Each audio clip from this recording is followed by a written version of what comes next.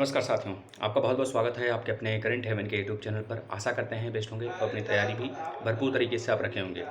जिस भी फील्ड में तैयारी कर रहे हैं उसमें अग्रसर आप रहे होंगे। साथ ही यहाँ पर दो मुद्दे पर बात करेंगे। पहले तो यह बीएड और बीटीसी प्रशिक्षु आमने-सामने हैं और दूसरी तरफ हम बात करने वाले हैं दूसरे मुद्दे पर कि जिसमें यह प्रशिक्षु का सोचना है डीएलएड 2022 का जो एग्ज़ाम हुआ है उसमें बच्चों का नाम है प्रशिक्षु का, सर मेरा 11 नंबर मैथमेटिक्स में है, सर मेरा 10 नंबर है, सर क्या मैं पास हो सकता हूँ? सर 10 नंबर का हमने कर आया है, अटेम्प्ट कर आया है और उसमें सारे क्वेश्चन अटेम्प्ट किए हैं। 10 नंबर कॉन्फिडेंस के साथ कहते हैं सर मेरा सही है, सर 11 नंबर कॉन्फिडेंस के साथ कहते हैं मेरा सही है। मतलब 12 पासिंग है, 12 के पास 12 नंबर के नीचे वाले प्रशिक्षु जिन्होंने क्वेश्चन अटेम्प्ट किया है कॉन्फिडेंस के साथ कह रहे हैं और प्लस कह रहे हैं अभी कि सर हमने पूरा क्वेश्चन अटेम्प्ट किया है। तो एक बात हम पहले यहाँ पे आगाह कर देते हैं, फिर इसके ऊपर चर्चा करते हैं दूसरे नंबर पर। साथ ही जितने भी प्रशिक्षु लगभग 12 नंबर या फिर लगभग 12 नंबर से ऊपर मतलब 13-14 नंबर अगर मैथ में कंप्लीट पूरा कॉन्फिडेंस के साथ कहते हैं सही है, तो अगर वो सारे क्वेश्चन अटेम्प्ट किए हैं तो उनको पास होने से कोई नहीं रोकेगा। यह कॉन्फिडेंस से हम भी कहते हैं क्योंकि हमने बहुत सारे प्रशिक्षुओं पर रिसर्च किया है इस बात को और पूछा है उनसे भी, तो उनका जवाब यही रहा है कि हमारा लगभग सर 13-14 था पिछली बार और हमारा इस बार हमने सारा क्वेश्चन अटेम्प्ट किया तो मेरा 15 आया है, 14 आया है, 16 आया है, 15 आया है, 16 आया है, 17 आया है। इस तरह का उन्होंने बात कही है। तो जिन बच्चों का 12 से ऊपर है वो तो उनको तो पास होने से कोई नहीं रोकेगा और जो बच्चे 12 से नीचे हैं अगर उनकी राइटिंग अच्छी है, उनका कटपिट कहीं नहीं है, बेहतरीन तरीके से कॉपी लिखे हैं, एक भी क्वेश्चन छोड़े नहीं है, अगर छोड़े भी होंगे तो एक दो कोई दिक्कत नहीं, लेकिन बहुत ही अच्छी राइटिंग है, अगर इम्प्रेशन आप बना पाए एग्जामिनर पर साथ ही स्टार्टिंग में तो मे भी आप पास हो सकते हैं।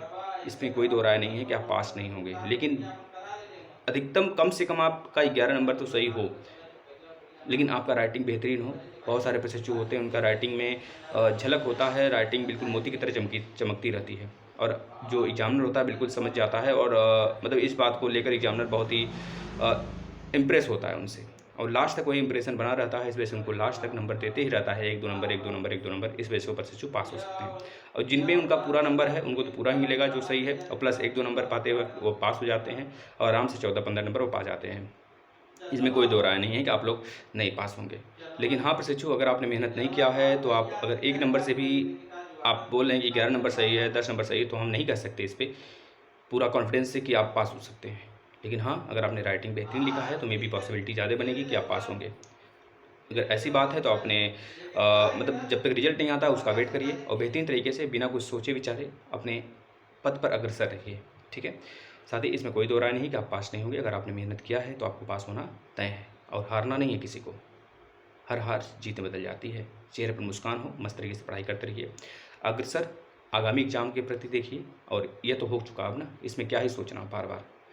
हमने तो सारा सोल्यूशन भी कराया था, सारी चीज़ कराई थी, अभी समय है, मौका है, उसको बना लें और मौके को हाथ से न जाने दें।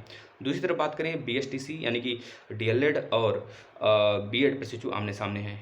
देखिए साथी, एक बड़ी बात हम ये कहेंगे, अगर मान लीजिए कोर्ट में सारी चीज़ें तय हुई हैं, अब यहाँ पर यह नहीं तय हुआ है कि बीएड अभ्यर्थी बाहर हो गए हैं प्राथमिक से, अभी ये बातें नहीं तय हुई हैं।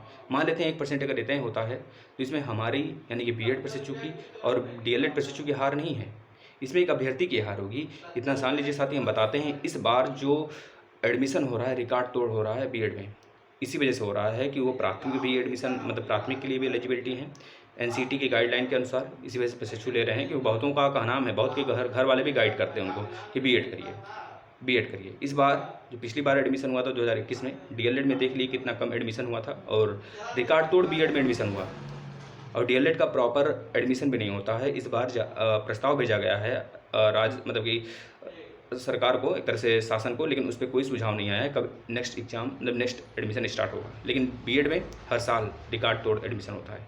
इस बार बात करें तो 5,36,000 के आसपास में एडमिशन हुआ है। आप सोच सकते हैं साथी, सारे अभ्यर्थी बीएड कर रहे हैं।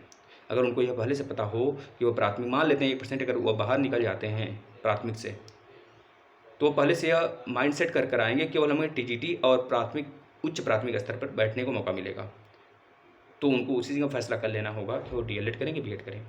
लेकिन जब वो यह फैसला साथी करने वही वाले होते हैं तब तक यह पता चलता है कि राज्य सरकार पूरी तरीके से उनको छूट दे देती है कि भाई आप प्राथमिक में भी एलिजिबल हैं और प्लस टीजीटी और प्लस बहुत सारे मतलब उधर उच्च प्राथमिक स्तर पे तो भर्ती आती ही नहीं है। 2013 में आई हुई है और लगभग आप आज देख लें तो लगभग 10 साल हो गया।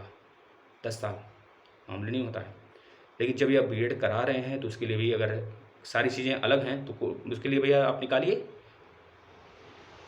भर्ती निकालिए उसके लिए। लेकिन इनका कुछ का नाम नहीं है। सारी चीज़ें साथ ही हम बता दें, सब यात्रा राज्य सरकार की होती है, केंद्र सरकार की होती है। इसमें बच्चे परेशान होते हैं, इसमें कोई हम आप नहीं परेशान होते, डीएलएड और बीएड अभ्यर्थी नहीं परेशान होते हैं। इसमें एक अभ्यर्थी परेशान होता है जो हर घर में देखेंगे, अगर एक डीएलएड अभ्यर्थी है तो 4 बीएड अभ्यर्थी हैं। अब बीएड का ही क्रेज है। अगर 2030 तक वो सारी चीज़ें बीएड के समकक्ष होने वाली हैं तो इस पर भी सुप्रीम कोर्ट विचार करेगी। अगर सारी चीज़ें समकक्ष होने वाली है बीएड की तो बीएड को क्यों प्राथमिक से बाहर निकाला जाए। इस पर भी वह हम किसी पक्ष में नहीं बोलना चाहते, लेकिन यह एक विचार विमर्श वाली बात है। इस बात को सोचेगी और सारी चीज़ें अब देखना है कि किसके पक्ष में आती है निर्णय, किसके पक्ष में नहीं आती है। लेकिन हाँ, यह तय है कोई एक पक्ष हारेगा और कोई एक पक्ष जीतेगा, और जो निर्णय आएगा सुप्रीम कोर्ट से वो पूरा निर्णायक फैसला होगा और पूरे देश में वो लागू होगा। इस बात को आप समझ सकते हैं। और दूसरी तरफ बात करें साथी कि जो आपका एआरओ का है, एआरओ की जो एग्ज़ाम होने वाला है लगभग 10 जुलाई को होने वाला है प्रयागराज और लखनऊ में। उसका जो आवेदन है लगभग 21 मई तक लिया जा रहा है। तो आप लोग अगर नहीं भरे हैं फिल कर सकते हैं फॉर्म को। और कोई और सूचना हो साथी तो ज़रूर आप कमेंट करिएगा। रात में 9 बजे लाइव आकर आपके सूचना का मतलब कमेंट का जवाब जरूर दिया जाएगा। धन्यवाद साथी, मस्त तरीके से पढ़ाई करते रहिए।